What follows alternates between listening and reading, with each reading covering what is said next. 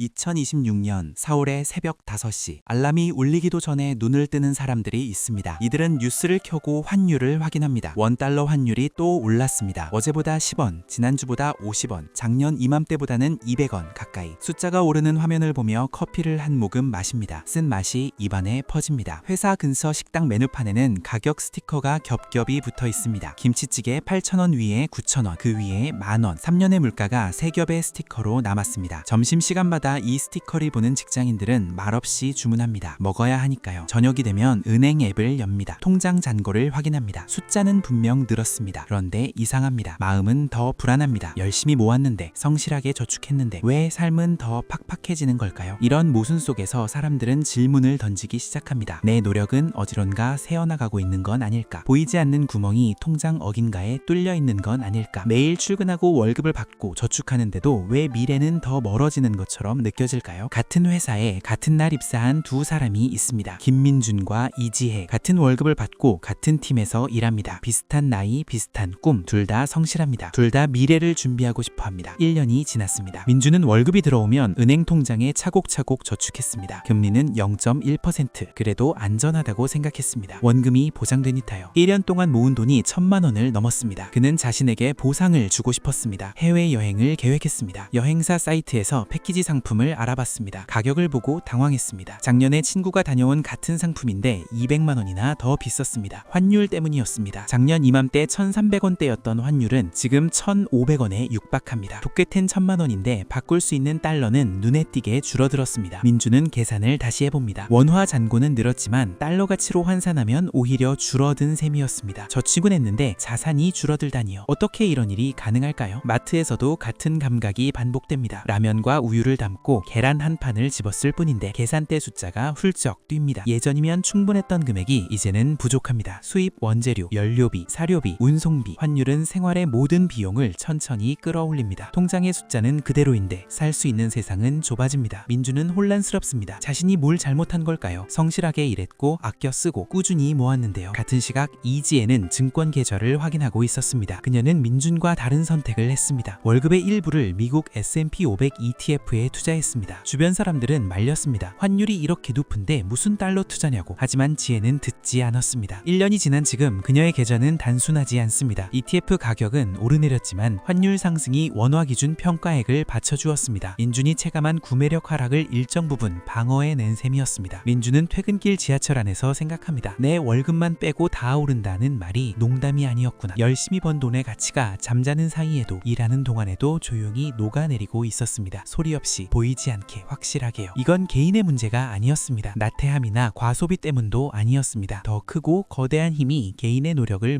무력화시키고 있었습니다. 금리와 환율과 물가라는 파도 앞에서 저축 통장은 너무 작은 데였습니다. 뉴스는 희망적인 소식을 전합니다. 한국인 1인당 평균 자산이 2억 5천만 원을 돌파했다고, 일본을 넘어섰다고, 4인 가족이면 평균 10억이라고. 사람들은 스마트폰으로 기사를 읽습니다. 누군가는 허탈하게 웃고 누군가는 창밖을 봅니다. 나만 뒤처진 건 아닌가. 통계에는 함정이 있습니다. 평균은 최상위 자산까지 모두 더해 만든 숫자입니다. 대다수의 현실과는 거리가 멉니다. 중간에 있는 사람의 자산, 즉 미디언은 훨씬 낮습니다. 평균과 미디언 사이의 간극 속에 수많은 사람들의 좌절이 쌓입니다. 그리고 소셜미디어는 이 감각을 더 증폭시킵니다. 타인의 가장 빛나는 순간만 편집된 이미지가 흐르고 사람들은 자기의 평범한 일상과 비교합니다. 평균의 함정과 인스타의 함정이 겹치면서 나만 실패한 인생이라는 불안이 사회 전체를 짓누릅니다. 불씨는 통계를 넘어 시스템 자체로 향합니다. 경제 위기가 올 때마다 중앙은행은 돈을 풀고 시장은 부양됩니다. 하지만 돈은 공평하게 흐르지 않습니다. 새로 공급된 자금은 먼저 금융과 신용도가 높은 곳으로 흘러갑니다. 낮은 이자, 쉬운 조건, 더 큰 규모로요. 반면 정작 돈이 필요한 사람에게는 수로가 닿지 않습니다. 신용이 부족하다는 이유로, 담보가 없다는 이유로. 위기가 반복될수록 결과는 뻔합니다. 자산 가격이 흔들릴 때 여유가 있는 사람은 헐값에 매수할 수 있습니다. 회복 국면에서 그 자산은 몇 배가 됩니다. 반면 많은 사람들은 소득이 줄고 기회는 사라지고 생계가 먼저 무너집니다. 위기를 막기 위한 정책이 역설적으로 격차를 더 벌리는 순간들입니다. 이런 구조 위에 2026년의 압박이 더해집니다. 사람들은 이것을 사중고라고 부릅니다. 첫 번째는 고환율입니다. 달러가 강해질수록 수입 물가는 오르고 생활비는 불어납니다. 두 번째는 고금리입니다. 환율을 막고 물가를 잡기 위해 금리가 높아지면 이자 부담이 삶을 잠식합니다. 세 번째는 부동산입니다. 있습니다. 공급이 줄면 가격 압박은 커지고 전세와 매매는 더 멀어집니다. 네 번째는 대출 규제입니다. 위험 관리가 강화될수록 돈이 급한 사람이 돈을 빌리기 더 어려워집니다. 민주는 무력감을 느낍니다. 뭘 해도 소용없을 것 같습니다. 개인의 노력으로 바꿀 수 있는 게 없어 보입니다. 그저 파도에 휩쓸려 떠내려가는 느낌. 그러던 어느 날 밤 민주는 역학제 유튜브 채널을 봅니다. 한 전문가가 말합니다. 고환율 시대일수록 달러 자산을 모아야 합니다. 민주는 코드스을 칩니다. 환율이 꼭대기인데 달러를 사라고요? 꼭지 잡으라는 소리 아닌가요? 이해가 되지 않습니다. 전문가라는 사람들도 믿기 어렵습니다. 그들도 결국 자기 이익을 위해 말하는 건 아닐까. 그런데 한 가지 질문이 머릿속에서 떠나지 않습니다. 내 모든 자산을 원화라는 한 바구니에만 담아두는 게 과연 안전할까? 계란을 한 바구니에 담지 말라는 말이 문득 떠오릅니다. 며칠을 고민한 끝에 민주는 작은 실험을 해보기로 합니다. 월급날 단 10만원. 증권사 앱으로 S&P 500 ETF를 삽니다. 거창한 결심은 아닙니다. 믿져야 본전이라는 마음, 의심스럽지만 의미 있는 첫걸음. 처음 몇 달엔 오히려 평가 금액이 마이너스였습니다. 민주는 불안합니다. 역시 잘못된 선택이었나? 하지만 여기서 중요한 변화는 수익률이 아니라 방식에서 시작됩니다. 그는 계좌를 분리합니다. 월급 통장과 투자금을 섞지 않습니다. 그리고 생애 처음으로 ISA 계좌를 만듭니다. 매달 월급날 10만원이 자동으로 이체되도록 설정합니다. 의지로 하던 저축이 시스템이 됩니다. 고민이 사라지고 흔들림이 줄어듭니다. 더 큰 변화는 돈을 쓰는 순서였습니다. 예전엔 쓰고 남으면 저축했습니다. 남는 돈은 들쑥날쑥했고 대체로 적었습니다. 하지만 자동이체 이후에는 먼저 저축하고 남은 돈으로 생활합니다. 미래의 몫을 가장 먼저 떼어넣는 우선순위. 이상하게도 마음이 편해집니다. 민주는 또 다른 통장을 만듭니다. 비상금 통장입니다. 처음 목표는 한 달치 생활비. 그런데 돈이 조금 생기자 불안은 오히려 구체화됩니다. 이걸 잃으면 어떡하지? 지켜야 할 것이 생기면 걱정도 선명해집니다. 하지만 그는 멈추지 않습니다. 자동이체가 매달 비상금을 쌓습니다. 어느덧 3달치가 모였을 때 그는 처음으로 이상한 변화를 느낍니다. 문제가 생겨도 패닉이 줄어듭니다. 큰일 났다. 대신 귀찮네. 처리해야지로 반응이 바뀝니다. 같은 사건인데 무게가 달라집니다. 6개월치가 모였을 땐 더 확실합니다. 어느 날 문득 평온하다는 걸 깨닫습니다. 결핍 마인드셋이 풍요 마인드셋으로 옮겨갑니다. 무슨 일이 생겨도 최소 6개월은 버틴다. 이 안정감은 숫자 이상의 신호입니다. 뇌가 안전하다고 인식하기 시작합니다. 그러던 중 미국 증시가 크게 하락합니다. 민준의 ETF도 15% 가까이 떨어집니다. 계좌는 파란색으로 물듭니다. 예전의 민준이라면 공포에 흔들렸겠죠. 하지만 이제 그는 다르게 생각합니다. 세일 기간이구나. 어차피 매달 같은 금액을 투자하기로 했으니 가격이 내려가면 같은 돈으로 더 많이 살 수 있습니다. 그는 감정 대신 원칙을 선택합니다. 재정적 안정감은 일상의 결정을 바꿉니다. 차에서 이상한 소리가 나면 예전엔 불안해서 무시했을 겁니다. 하지만 이제는 바로 정비소로 갑니다. 작은 문제를 초기에 잡는 게 결국 돈을 아끼는 길이라는 걸 알게 됩니다. 연봉 협상에서도 달라집니다. 예전엔 이 직장 잃으면 끝이라는 절박함 때문에 침묵했을 겁니다. 하지만 이제는 몇 달 버틸 수 있다는 여유가 있습니다. 그 여유가 협상력을 줍니다. 그는 회사에 종속된 존재가 아니라 자신의 커리어를 주도하는 사람으로 변합니다. 그리고 어느 날 밤 그 변화의 의미가 선명해지는 순간이 찾아옵니다. 구조조정 통보. 민준은 직장을 잃습니다. 과거의 민준이라면 패닉에 빠졌을 겁니다. 당장 다음 달 비용이 떠오르고 조급함에 손해를 보면서 결정을 했을지도 모릅니다. 하지만 그는 놀랍게도 침착합니다. 집으로 돌아와 커피를 내리고 재정 노트를 펼칩니다. 가장 먼저 보이는 건 비상금 통장. 민준은 믿음이 생깁니다. 이제는 그렇게 넋을 놓고 있을 수는 없지만 이 교훈은 확실합니다.